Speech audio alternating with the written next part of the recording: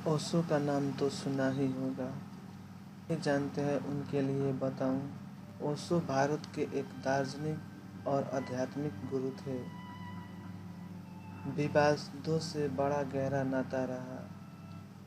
उनकी रहस्यमय शिक्षाओं और क्रांतिकारी विचारों से बड़ी तादाद में उनकी ओर लोग आकर्षित हुए और उनके अनुयायी बने।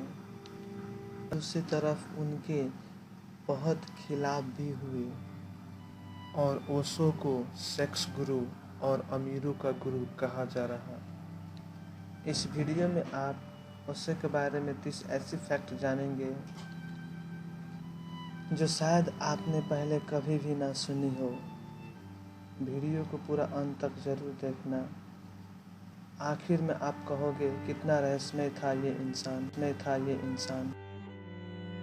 नंबर 1, 11 दिसंबर 1931 मध्य प्रदेश के कुछवाड़ा गांव में जन्मे ओशो पैदा होने के 3 दिन तक ना ही हंसे थे ना ही रोए थे। इस वजह से उनके परिवार के लोग बेहद परेशान हो गए थे। नंबर 2, ओशो बचपन से ही बहुत जिज्ञासु थे। तो जानना है तो बस जानना है। महज 12 साल की उम्र में रात को शमशान जाया करते थे, ये जानने की कोशिश में कि मरने के बाद इंसान कहाँ जाता है। 3, सूफी मत को जानने के लिए ओशो 27 वर्ष की उम्र में सुन्नत कराने के तैयार हो गए, जो कि इतनी उम्र में पेनफुल था।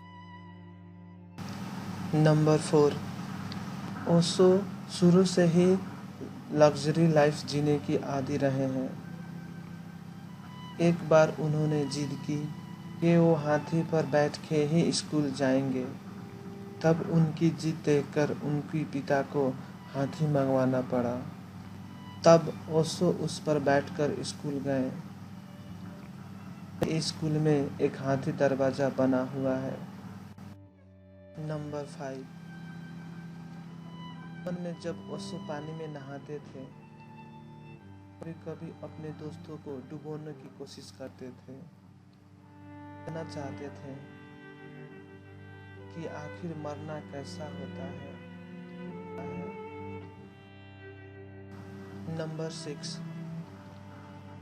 बचपन में बनारस के ज्योतिष विज्ञानों ने जन्म पत्र देखकर कहा था कि इस बालक की 21 साल का होने तक 7वें साल मृत्यु का योग है और शायद 21 साल का होने तक इनकी मृत्यु हो जाए।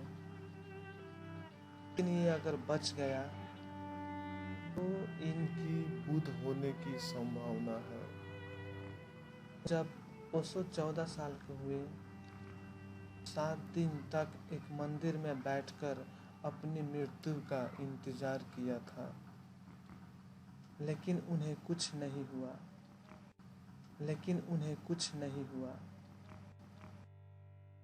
नंबर 7, ओशो ने कहा था कि बचपन में उन्हें 2 बार अपहरण करने की कोशिश की गई थी।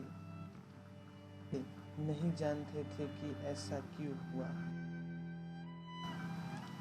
नंबर 8, स्कूली दिनों में ओशो को एक पीपल के पेड़ से बहुत ही प्रेम हुआ था।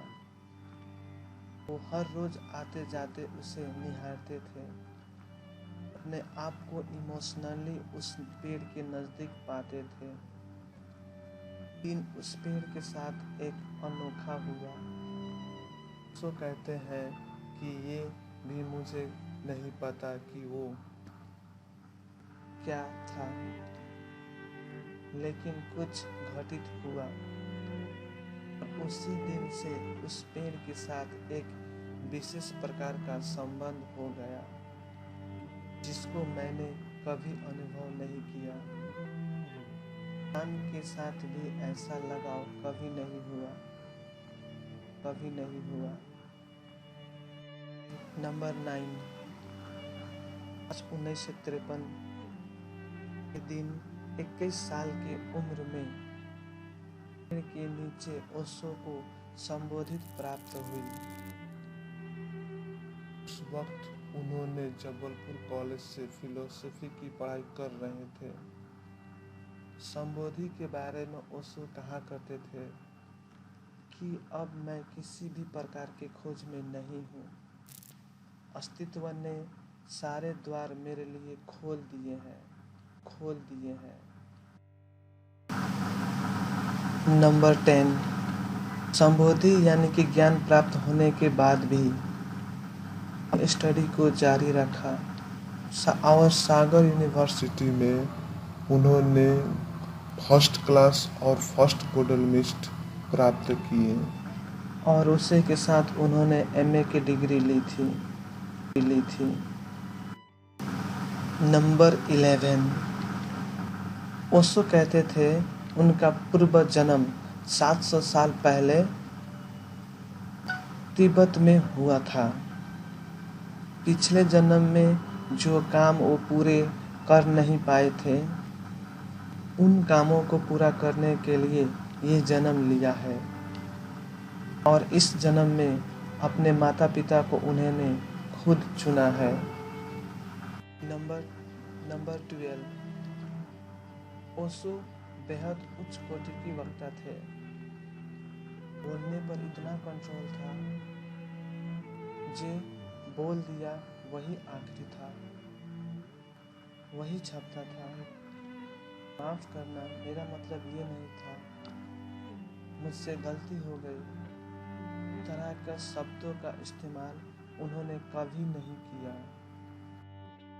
नंबर 13, इतने कुशल वक्ता थे, इसका अंदाज़ा आप इसी बात से लगा सकते हैं, उन्होंने एक भी किताब नहीं लिखी, फिर भी उनकी 600 से ज़्यादा किताबें पब्लिश है। ये सब की सब उनकी प्रवचनों पर आधारित है। वो जो बोले वही का वही किताब में छपा है, बिना सुधार किए। नंबर 14, ओशो ने लगभग हर विषय पर प्रवचन दिए। 5500 घंटे की प्रवचन इंग्लिश में, 4500 घंटे की प्रवचन हिंदी में मौजूद है। में भी सारे प्रदेश में ऐसा कोई हाई स्कूल नहीं था बोलकर ओशो ने पुरस्कार ना जीता हो।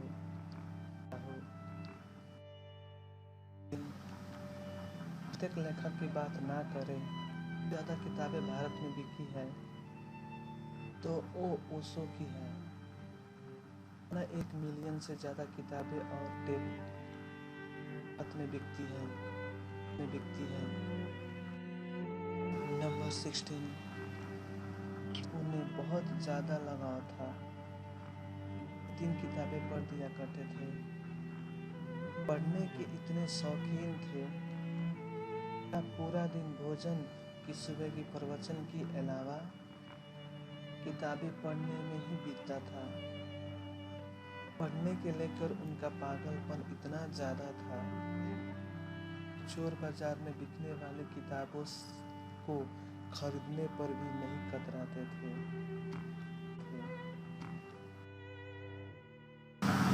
नंबर 17, शायद आपको सुनकर हैरानी हो, अपने जीवन में 1 लाख से भी ज़्यादा किताबों का अध्ययन किया। एक शोध के अनुसार उन्हें 20वीं सदी का सबसे ज़्यादा किताबें पढ़ने वाला पुरुष माना गया और उन्हें इंडियाज़ ग्रेटेस्ट बुक्स मैन के नाम से संबोधित किया गया। नंबर 18, ओशो को किताबें से बहुत प्रेम था। उनके इस प्रेम को देखकर उनके पिता ने ओशो से एक बार कहा था, हमारे घर में लाइब्रेरी थी, लाइब्रेरी में हमारा घर है, सभी घर वालों को किताबों का ख्याल रखना पड़ता है, क्योंकि तुम्हें बिल्कुल बर्दाश्त नहीं कि तुम्हारे किसी भी किताब से छेड़खानी हो। ओशो ने अपने पिता से किताबों के अलावा और किसी भी चीज के लिए पैसे नहीं मांगे।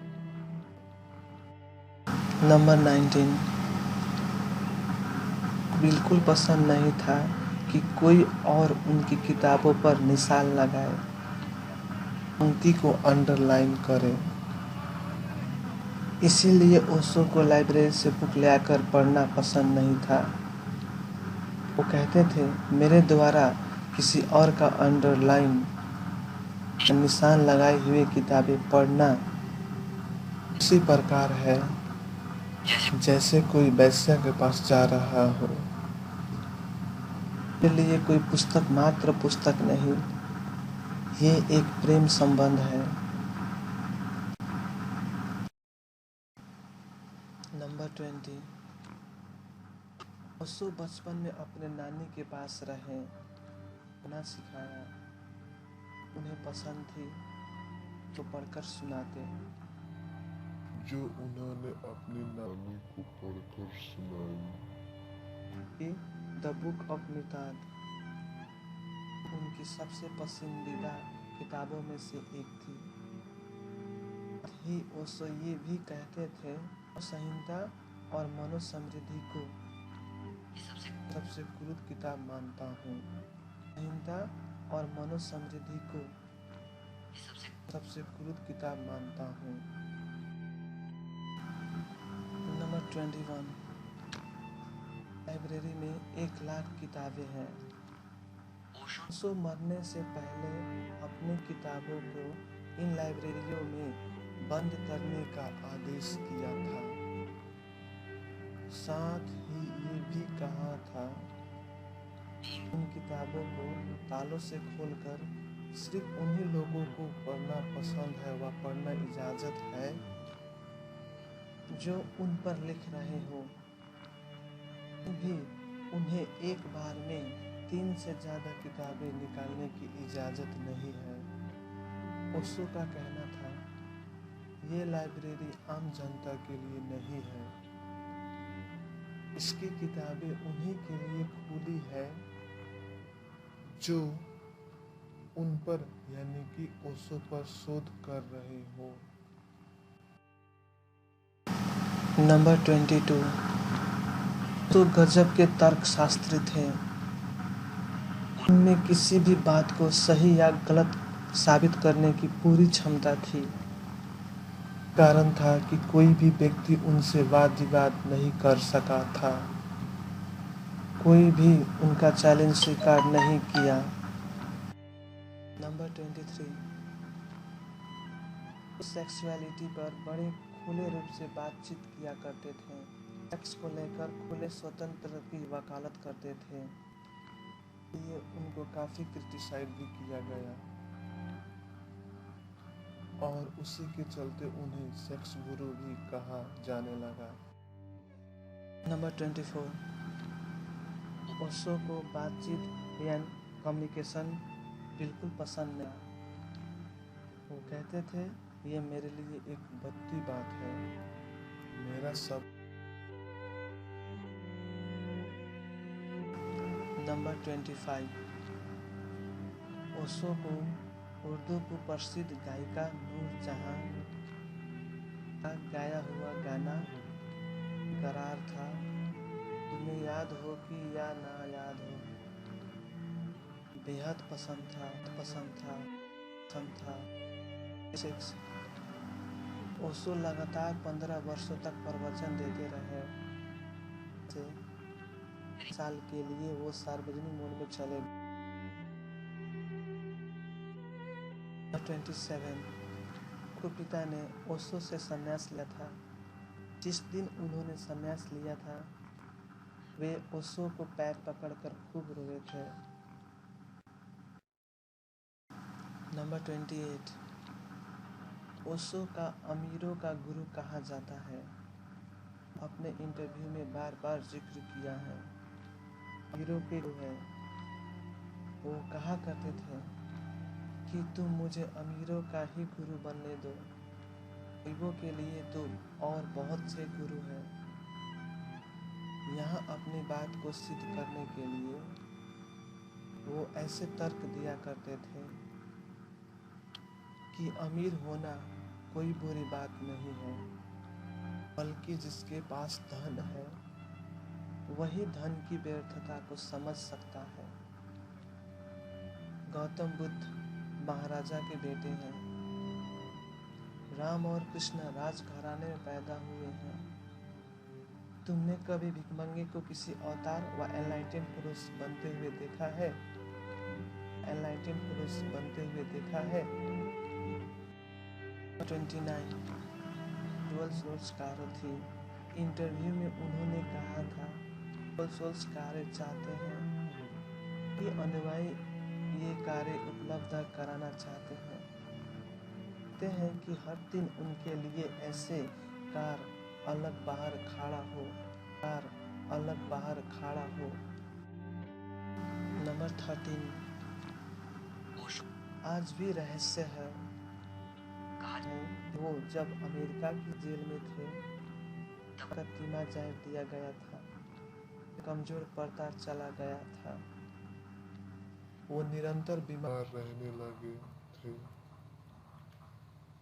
और मृत्यु उनकी नजदीक आती रही।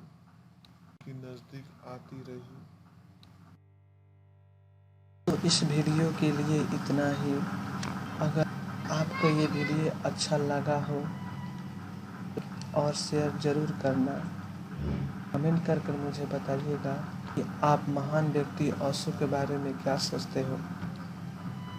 मिलते हैं अगली वीडियो में।